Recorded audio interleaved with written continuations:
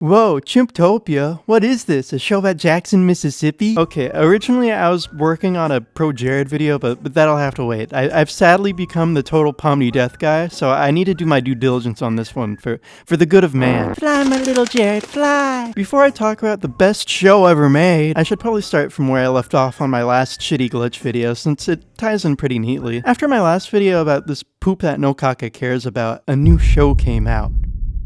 The amazing murder drone gaslight meta runner Gameoverse! Hey kids, it's me. What is this? Where's the porn? Gameoverse is a show where, like, there's a cat and she goes into video games to save them from the glitch goblin, and there's a robot voiced by the guy whose friends tripped out, and the cat is hot. The person responsible for this zogulent cinema is Rubber Ross, which you may know as the guy from Game Grumps, but I know him as the guy who got cucked by Projared. That's why they call him Rubber Ross and him Raw Jared. Yeah, I'll be honest, I really only knew Ross as the secret third Game Grump, and hottest take from the desert of the Congo, I never cared for the Game Grumps. What? Did not care for the Game Grumps! Yeah, what loser or whatever wastes their time watching a bunch of men in their 30s play video games all day. Apparently this series has been in development since 2014, and Ross had pitched it to a multitude of studios before it was finally accepted by Glitch.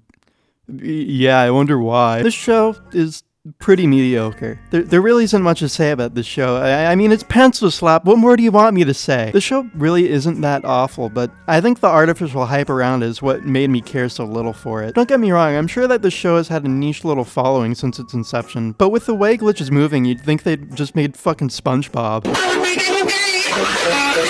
The hype around the show's pilot felt so artificial. Every pop bass or discussing film or here's my new pop culture zitter account, Poop Crave, please don't look at the account location. All these pop culture accounts were gushing about the show, and not once did I see one of these types of zeets from an actual human. I think Cuckold Ross was maybe slipping him some Australian tax dollars under the table. Not to mention how much merchandise exists already for this shit. They already have like 6 million plushies and Funko Pops for a show that, mind you, technically doesn't even fully exist yet. It's literally a pilot. You know, the thing that they make as a test episode for a possible fully animated series. But yet it seems all these gay people just can't get enough of their indie show themed children's toys. I wouldn't let them near my children. But Dixie, how else are these poor animators gonna get the money to make these mediocre cartoons for man children? I don't know. Maybe with all the free money they get from the Australian government. But now that I think about it a little more clearly, is a man not entitled to the sweat of his brow? Yeah, something that I really should have mentioned in my last videos. Oh my god.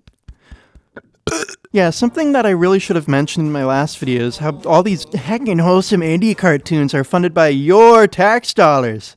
Yes, I'm talking to you, my one Australian viewer. Now, I wouldn't know exactly how the average Aussie thinks because I live in the first world. But if I were an alligator fucking grog drinking Vegemite eating Australian, I don't think I'd be too pleased knowing my tax dollars are going to fucking Metarunner and not like better infrastructure or clean streets. But Pomni porn, now that's a completely different story. Humana.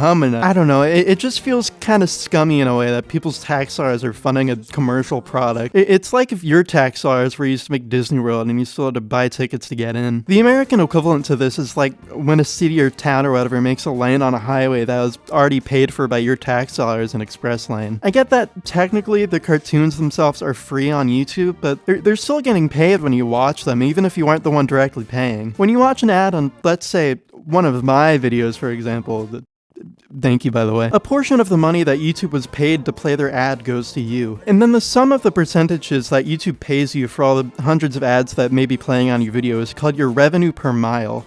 The money you get per every 1,000 views a video gets. Now for me, since I'm a wholesome little small bean quick chungus, I think I get about $1. But the bigger you are, and the more views you get, like, do you see where I'm going with this? Yeah, Glitch makes a shit ton of money off of YouTube AdSense. It's estimated that per month they make about $334,000 off of YouTube AdSense alone. If you live in Australia, your tax dollars are going to this company so they can make a commercial product and reap all of its rewards, all on the back of your hard-earned labor. keep in mind that this is all my opinion and some facts are kind of unprovable and I may or may not be right in some of the things I said. And also when Glitch says that 80% of the revenue comes from merch, they actually mean 80% of the money that funds their show comes from merch.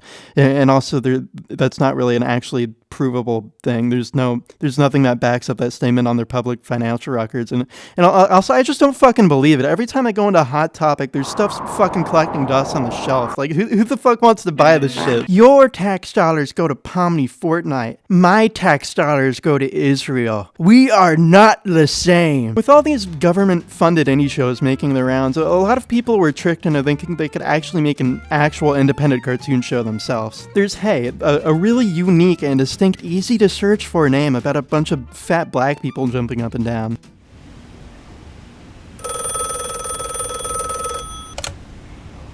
Hello. Yes. I need $50,000 for me to draw fat people singing and dancing. But then, it happened. From the glistening hills of Kakaboria, born from the ashes of dead Palestinian babies, a utopia was formed. A utopia for chimps. Detroit. 4 days ago, ToonHive posted the official Kickstarter parody promo for a new indie cartoon called Chimptopia. The promo itself was a parody of Screwy Squirrel by Tex Avery, where 3 evil white men beat up the autistic dinosaur from Gameoverse. And safe to say, the left was mad.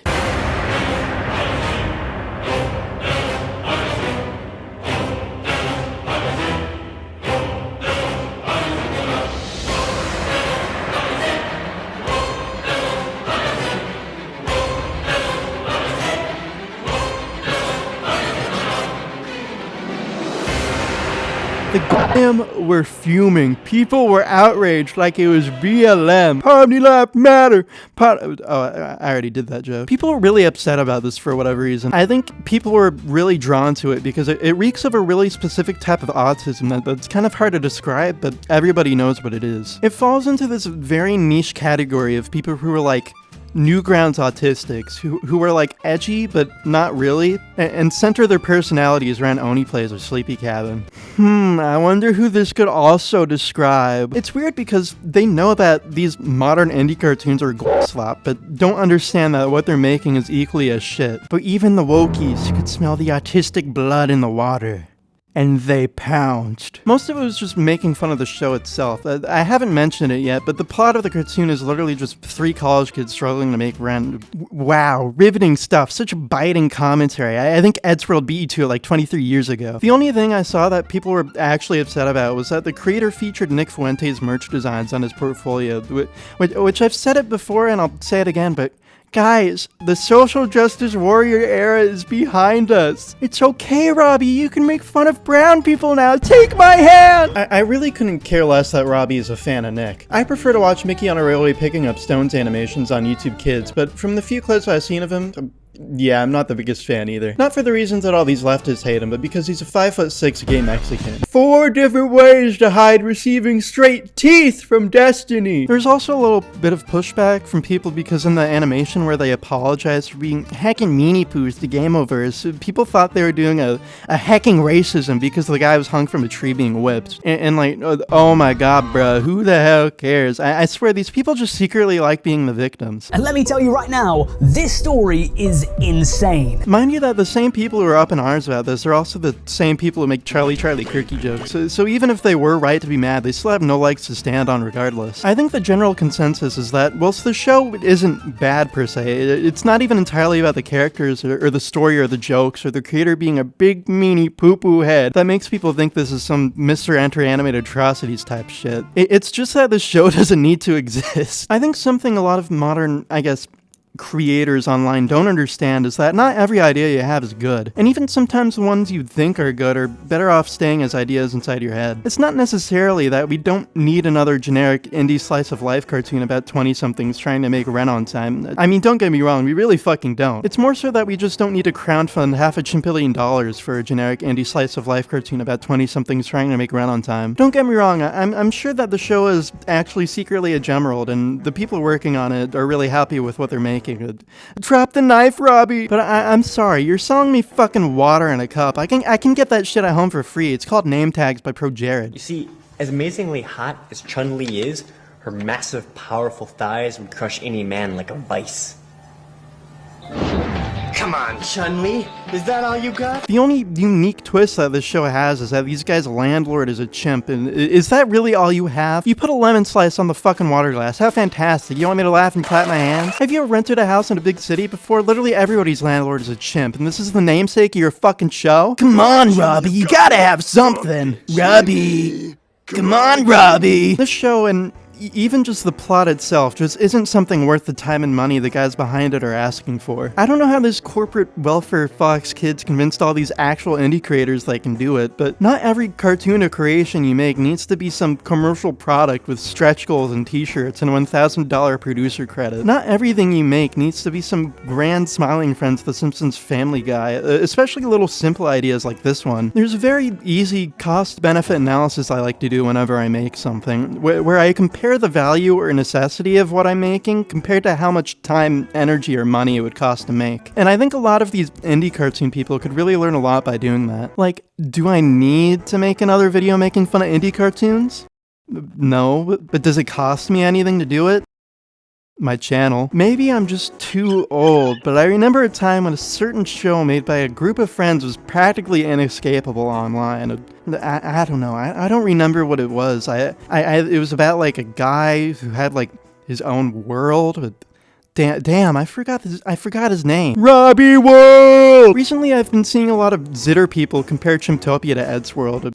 I guess a broken clock is right twice a day. And I shouldn't have to explain to you what Eddsworld is, but yeah, it's a pretty apt comparison. Eddsworld was a simple concept for a show. Just a group of friends hanging out, hijinks ensue. The only difference is that Ed didn't need $10,000 per episode. I get it. Animation is expensive. That's why we outsource it to the third world. All I'm saying is that Adgold did almost all the animation for Eddsworld himself, using Adobe Flash CS3. Now, I don't know if you've ever used CS3, but this is what it looks like. Yeah, imagine making a whole cartoon with this. I use modern Adobe Animate, and even that still ass. Your cartoon doesn't need to be this fantastic high art. Hell, it doesn't even need to be well animated. If Ed could do it in 2003 with sticks and stones and mud, then you can do it in the Big 26. Jank adds character. Some of the best artistic decisions can come from creative constraints. I'm glad that the guys behind Chimptopia are listening to the criticism, trying to fix things, but you can only paper over the cracks in the foundation so many times. I should make it clear that, contrary to leftist hitter people, I don't think Robbie or any of the other people who are working on the show are evil or horrible people. In fact, I love a lot of these dumb slice of life of shows like Eddsworld and Hellbenders and whatnot, and I'm sure that Chimptopia will probably do well and make a chimpillion dollars, and I will be there for the Chimptopia The Last Act movie premiere. If there was ever a moral to this video, it would be that it's really funny to make fun of gay people. It would be that don't let the success or failures of others determine your decisions in life. You should totally learn from other people's mistakes, but don't treat it like it's 100% fact-checked by true cuckaborians.